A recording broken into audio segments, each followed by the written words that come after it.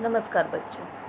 आज के इस भाग में आप सबका बहुत बहुत स्वागत। आज हम आपकी जो पाठ्य पुस्तक है उसमें जो 8वीं कविता है जिसका नाम है नीम, इस कविता के बारे में पढ़ने वाले हैं, नीम के बारे में जानकारी लेने वाले हैं। इस कविता की कवयित्री है लता पंत। बच्चों, भारत में नीम का उपयोग औषधि के रूप में किया जाता है।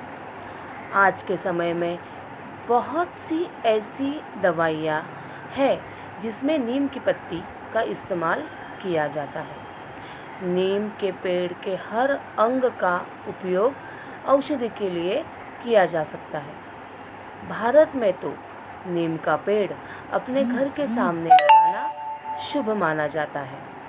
नीम स्वाद में भले ही कड़वा होता है, लेकिन नीम जितना कड़वा होता है उतना ही वो फ़ायदेमंद होता है। बच्चों, आज की इस कविता में हम देखने जा रहे हैं कि नीम किस तरह हमें काम आता है। यह कविता एक तो इस प्रकार लिखी गई है कि नीम खुद आपके साथ बात कर रहा है। तो वो आपके साथ क्या बातें कर रहा है, चलो देखते हैं। ना मैं डॉक्टर, ना मैं ओझा, ना मैं वैद्य हकीम, मैं तो केवल एक पेड़ हूँ, नाम है मेरा नीम। मेरी सूखी पत्ती डालो, ऊनी कपड़े अनाज बचा लो, सूखी पत्ती के धुएं से मक्खी मच्छर दूर भगा लो। घनी पत्तियों के कारण शीतल है मेरी छाया, गर्मी और थकान मिटी जो मेरे नीचे आया। नहीं काटना मुझको तुम, मैं इतने सुख दे देता, सूरज की किरणों से मिलकर हवा शुद्ध कर देता।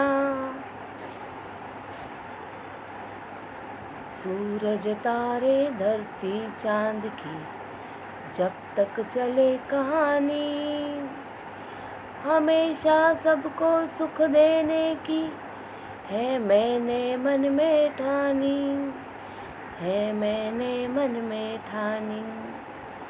तो बच्चों, आपने कविता को सुना, देखो कितनी अच्छी कविता है। और इसमें हमने देखा है कि किस तरह नीम अपनी खुद की विशेषताएं आपको बता रहा है। तो चले हम अब क्या करते हैं, एक एक करके उस विशेषता को समझते हैं। नीम का पेड़ आपको बता रहा है कि मैं क्या हूँ और मैं क्या नहीं हूँ। वो बोलता है, ना मैं डॉक्टर, ना मैं ओझा। डॉक्टर का मतलब क्या है आपको पता है। जब भी हम बीमार पड़ते हैं हम अपना इलाज करने के लिए किसके पास जाते हैं, डॉक्टर के पास। उसके बाद ना मैं डॉक्टर, ना मैं ओझा। ओझा है तांत्रिक।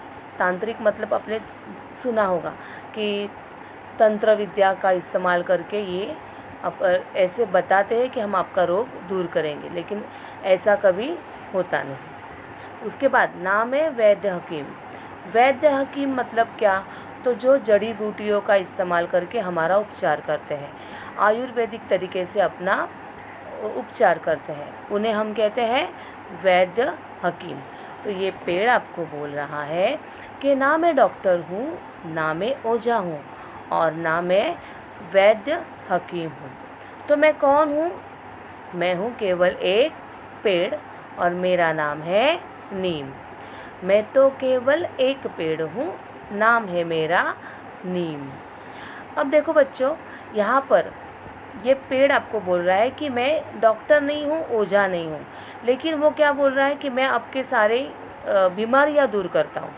तो वो ऐसे क्यों बोल रहा है पता है आपको, चलो देखते हैं। अब आप सामने देख रहे हो, ये है नीम का पेड़। बच्चों, आपको शायद पता होगा कि नीम के पेड़ का हर एक अंग औषधि होता है। तो बच्चों, आप सामने देख रहे हो, यह है नीम की पत्तियाँ। नीम के पत्ते जंतुनाशक का काम करते हैं। उसको लगाने से आपके आप में कौन सी भी बीमारी हो वो दूर हो जाती है। नीम की पत्तियाँ चबाने से हमारा रक्त शुद्ध हो जाता है। आपको अगर कोई भी त्वचा का रोग हो, स्किन डिजीज़ हो, तो इन नीम की पत्तियों का इस्तेमाल करने से वो दूर हो जाते हैं। अगर आप इन नीम की पत्तियों को पानी में उबाल कर उससे नहाएंगे तो आपको जितने भी चर्म के रोग हैं, चर्म मतलब स्किन डिजीज़, स्किन, चर्म मतलब स्किन और रोग मतलब डिजीज़, तो चर्म रोग मतलब स्किन डिजीज़, तो कोई भी आपको अगर चर्म रोग है तो वो उससे दूर हो जाते हैं। उसके साथ ही इन नीम की पत्तियों की पेस्ट बनाकर आप अगर बालों में लगाओगे तो आपको बालों के झड़ने की भी जो कुछ तकलीफ़ें होगी वो भी दूर हो जाती हैं। उसके साथ ही नीम का जो बीज होता है उसे बोलते हैं निम्बोली। इस निम्बोली का तेल मिलता है। अगर उस तेल से आप मालिश करोगे अपने शरीर को तो आपका शरीर तंदुरुस्त रहता है। उसके साथ ही नीम की छाल, छाल मतलब स्किन होती है, अगर उसको भी आप अपने घाव पर, मतलब कहीं आपको कुछ ज़ख्म हुए हैं या चर्म के कोई रोग हुए हैं, स्किन के कोई डिजीज़ हुए हैं, उस पर आप लगाओगे तो उससे आपकी सारी बीमारियां, ऐसी बीमारियां जल्द से दूर होने में मदद होती है। उसके साथ ही बच्चों, आपने बहुत बार सुना होगा कि नीम के दातुन का इस्तेमाल, दांत जैसे हम ब्रश और टूथपेस्ट लेते हैं और अपने दांतों को साफ़ करते हैं, वैसे ही इस नीम की डंडी लेकर अगर उससे आप दांत साफ़ करोगे तो आपके दांतों में जो भी तकलीफ़ें होती है वो उससे दूर हो जाती हैं। तो देखो, नीम जो कह रहा है कि नामे डॉक्टर, नामे ओझा, नामे वैद्य हकीम, मैं तो केवल एक पेड़ हूँ, नाम है मेरा नीम। मतलब जो डॉक्टर वैद्य जो काम करते हैं बीमारियाँ दूर करने का, वो मैं भी करता हूँ। ये आपको यहाँ पर बताया गया है। अब बच्चों, इस कविता में जो शब्द आया है ओझा, ओझा का मतलब होता है तांत्रिक। उसके बाद दूसरा शब्द आया है हकीम, वैद्य, उसका मतलब है कि जो आयुर्वेदिक तरीके से उपचार करता है उसे हम कहते हैं वैद्य हकीम। आगे देखते हैं। उसके बाद ये पेड़ आपको बता रहा है, मेरी सूखी पत्ती डालो, ऊनी कपड़े अनाज बचा लो, सूखी पत्ती के धुएं से मक्खी मच्छर दूर भगा लो। वो आपको बता रहा है कि अगर आप मेरे पत्तों को सुखाओगे, जैसे हमने पहले भी देखा कि इसकी पत्तियों में बहुत सारे औषधि गुण होते हैं, तो में एंटीबैक्टीरियल क्वालिटी होती है, मतलब जंतुनाशक, जो भी जंतु होते हैं, जो भी बैक्टीरिया होते हैं, उसको मारने की ताकत इन पत्तियों में होती है। इसलिए अगर आप इन पत्तियों को सुखाकर ऊनी कपड़े मतलब जो स्वेटर होते हैं, आपका जो ठंडियों में ठंडी के सीज़न में आप गर्म कपड़े पहनते हो, ऊन से बने हुए कपड़े पहनते हो, वुलन क्लोथ्स पहनते हो, उसे बोलते हैं ऊनी कपड़े। तो हम क्या करते हैं, साल में जब भी ठंड का मौसम आता है तब हम इन ऊनी कपड़ों का इस्तेमाल करते हैं। 2-3 महीने इस्तेमाल करते हैं, उसके बाद हम उसे रख देते हैं। तो आप अगर ऐसे ही रख दोगे तो शायद उसमें कुछ अलग अलग प्रकार के छोटे छोटे कीड़े हो सकते हैं या फिर उसकी क्वालिटी ख़राब हो सकती है। तो उससे बचाने के लिए अगर आप इन नीम की पत्तियों को सुखाकर उनको इन कपड़ों के बीच में रख दोगे तो आपकी ये जो समस्या है वो दूर हो जाती है। उसके साथ ही अगर आप इन पत्तियों को सुखाकर जो अनाज होता है, आपने देखा होगा बच्चों कि बहुत सारे घरों में साल भर का अनाज जैसे गेहूँ चावल पूरे साल का भर कर रखते हैं, तो आप अगर ऐसे ही रख दोगे तो उसमें कीड़े लग जाते हैं। लेकिन अगर आप सूखे हुए नीम के पत्तों को इन अनाज के अंदर डाल दोगे तो क्या हो जाता है, उसमें कीड़े नहीं लगते। बहुत बार गांव में आपने देखा होगा कि जो सामने आप जो देख रहे हो ना स्क्रीन पे पिक्चर, ऐसी बड़ी बड़ी टंकियाँ होती है जो गांव में बड़े बड़े घर में, बड़े बड़े घर होते हैं ना गांव में, तो बड़े बड़े ऐसी टंकियाँ बनाकर उसमें अनाज भरा जाता है और उनमें ये नीम के पत्ते डाल देते हैं, जिससे कि उनमें कोई कीड़े ना हो। उसके साथ ही जब भी आप अगर इन सूखे पत्तों को जलाओगे, उनसे जो धुआं निकलता है उससे क्या होता है, जो मच्छर होते हैं, मक्खी होते हैं, वो मर जाते हैं या फिर भाग जाते हैं, आपके घर से बाहर निकल जाते हैं, तो उसकी तकलीफ़ आपको नहीं होती। तो आपने देखा बच्चों किस तरह से ये जो सूखी पत्तियां हैं वो हमारे काम आती है। जैसे उसने बताया, नीम के पेड़ ने हमें क्या बताया है कि मेरी सूखी पत्ती डालो, ऊनी कपड़े अनाज बचा लो।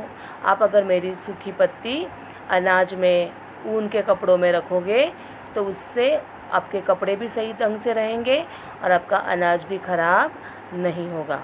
उसके साथ ही सूखी पत्ती को आप अगर जलाओगे तो उसके धुएं से मक्खी मच्छर दूर भाग जाएंगे। तो देखा बच्चों किस तरह से ये नीम का पेड़ हमारे काम आता है। ऊनी कपड़े मतलब गरम कपड़े, जो कपड़े हम ठंड के मौसम में इस्तेमाल करते हैं।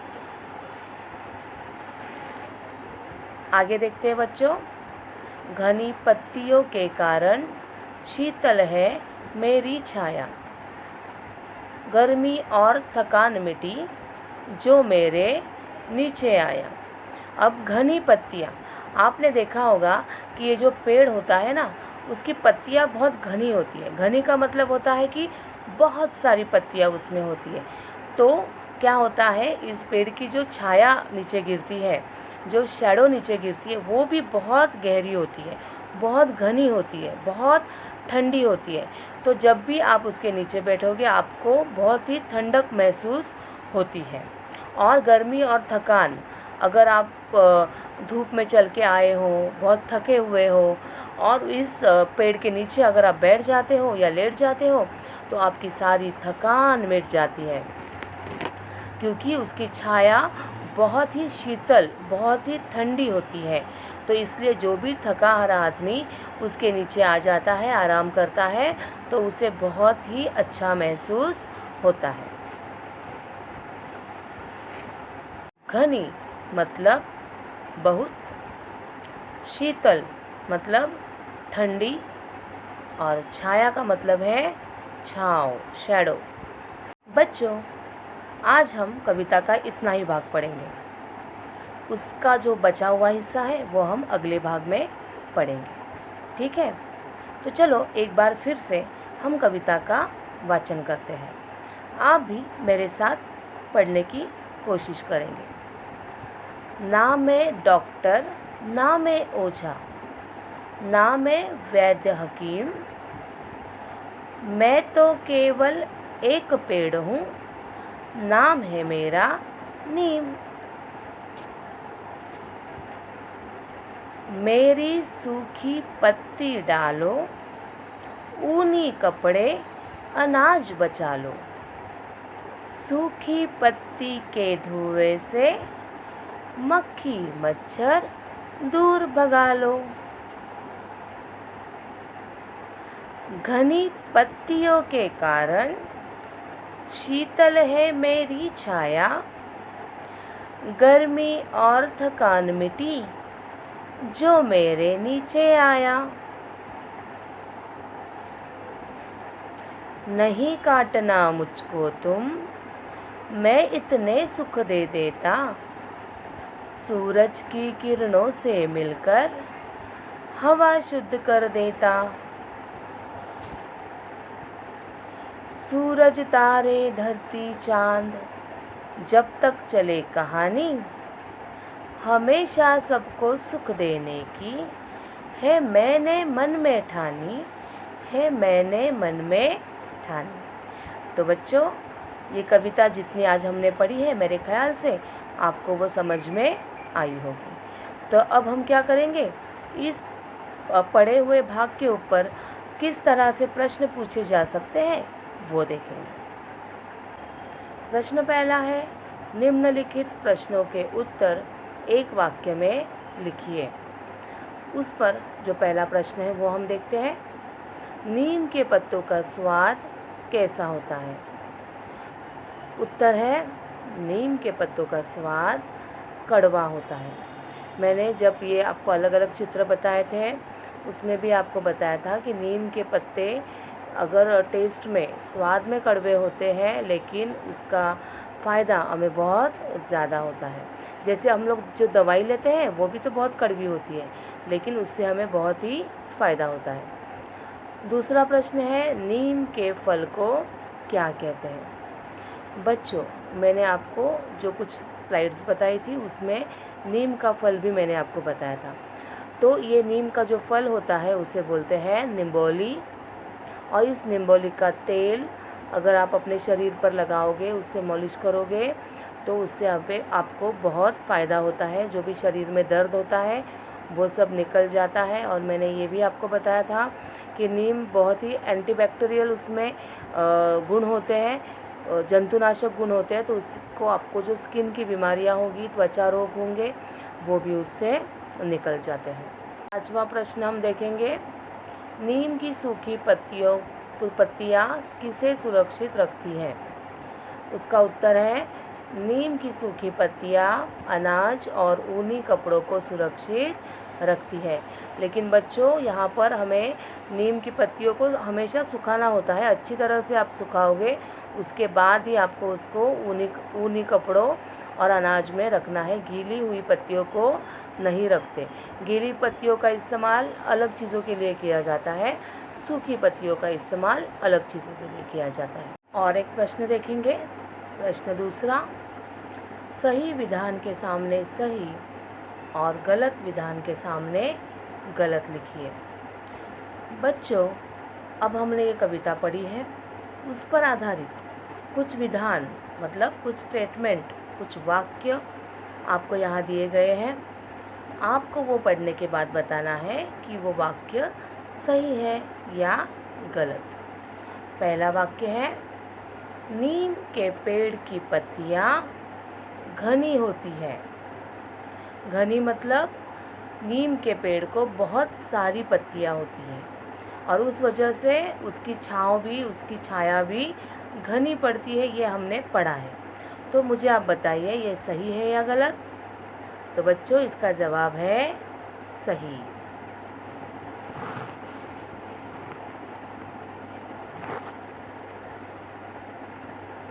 प्रश्न दूसरा है, नीम का महत्व ज़रा भी नहीं है।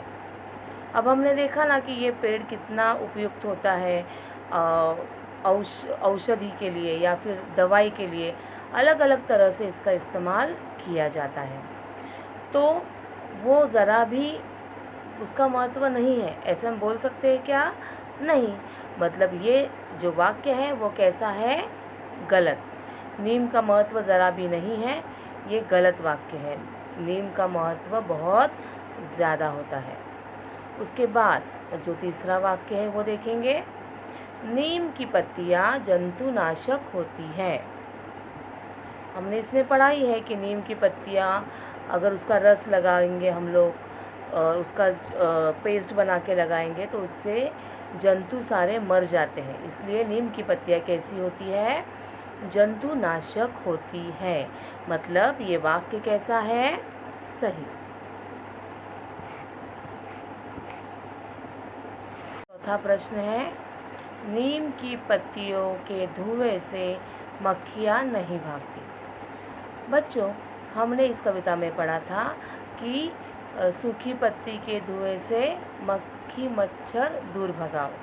मतलब धुआं करने से मच्छर भाग जाते हैं। यहाँ पर लिखा है कि मक्खियाँ नहीं भागती। मतलब ये वाक्य कैसा है? गलत वाक्य है। पांचवा प्रश्न है, नीम एक निरुपयोगी पेड़ है। बच्चों, हमने इस कविता में नीम के पेड़ के इतने सारे उपयोग देखे हैं, तो ये कैसे हो सकता है कि ये पेड़ निरुपयोगी है? मतलब ये वाक्य कैसा है? गलत वाक्य है। तो बच्चों, हमने आज इस कविता में देखा कि किस तरह से नीम का पेड़ हमारे लिए बहुत ही उपयोगी है। इस पेड़ के हर एक अंग का उपयोग किया जाता है। नीम के पत्ते जंतुनाशक होते हैं। नीम की जो जो उसका फल है जिसे निम्बोली कहते हैं, वो भी क्या है, जिसका तेल लगाने से अपना शरीर तंदुरुस्त रहता है। नीम की जो डंडियाँ होती है उसको अगर आप दांतों में घिसेंगे, दातून की तरह से उसका इस्तेमाल करेंगे, तो आपके दांत के जितने भी प्रॉब्लम है वो सारे दूर हो जाएंगे। उसकी पत्तियाँ चबाने से क्या हो जाता है, हमारा रक्त शुद्ध हो जाता है। हमारे त्वचा में जो अलग अलग विकार होते हैं, बीमारियां होती है, स्किन डिजीज़ होते हैं, वो सारे दूर हो जाते हैं। तो नीम एक बहुत ही उपयुक्त पेड़ है। ये हमने आज इस कविता में पढ़ा। अब आगे का जो भाग हम कविता का पढ़ेंगे उसमें भी हम नीम के और भी अलग अलग उपयोग देखेंगे। उसके साथ ही पेड़ का अपने जीवन में क्या महत्व है वो भी हम अपने अगले भाग में देखेंगे। बच्चों, आज हमने इस कविता पढ़ते समय कई शब्दार्थ मैंने आपको दिए हैं, उसके साथ ही कुछ प्रश्नों के उत्तर भी हमने देखे हैं। तो वो सारे आपने जो भी हिंदी की कोई कॉपी बनाई होगी उसमें आपको लिखने हैं, अच्छे हस्ताक्षर में लिखने हैं। ठीक है, तो अब हम मिलेंगे फिर हमारे नीम का जो अगला भाग है उसमें। तब तक नमस्कार।